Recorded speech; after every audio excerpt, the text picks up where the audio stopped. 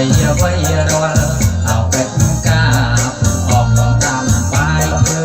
ស្រែចំការទីក្រុងឬសាកអបធ្វើបាន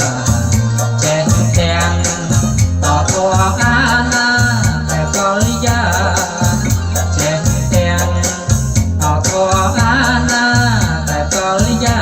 ទេសនាក៏បានជួនប្រពីលពើញាក់និទានរឿងអារាមបងនឹងឆោមឆ្លើយ